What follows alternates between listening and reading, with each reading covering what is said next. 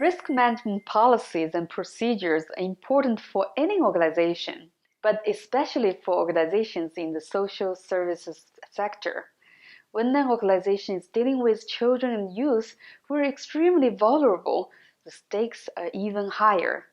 Your supporting organization may adhere to the following common risk management practices, and I will explain to you why they are needed. If an organization does not screen people who work with youth, then they are making the youth more vulnerable. Most clients seek services from a not-for-profit organization because they trust the people who work there. Given the developmental stages of young people, they are at the highest risk to be victimized by people who abuse this type of trust.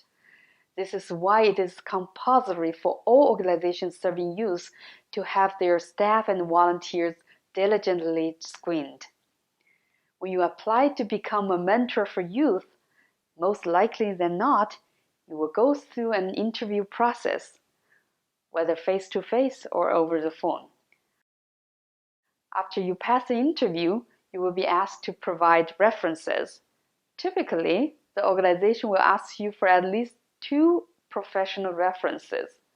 When we say professional, it means the references have to be from people who interact with you in a professional setting.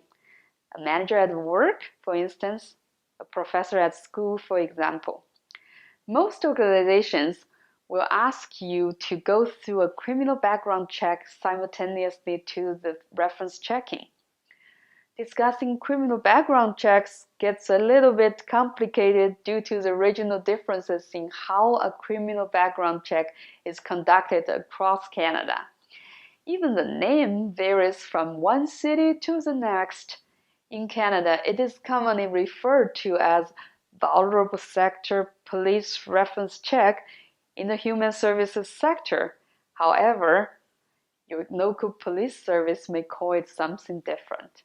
Your supporting organization will let you know how to get it done and what level of clearance you should obtain.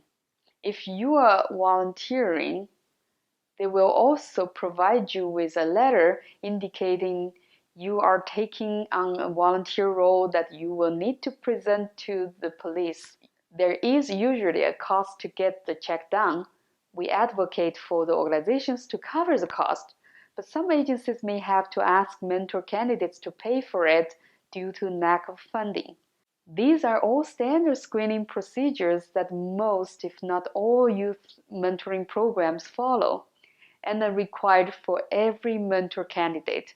It is important that you don't take the request for this type of information personally.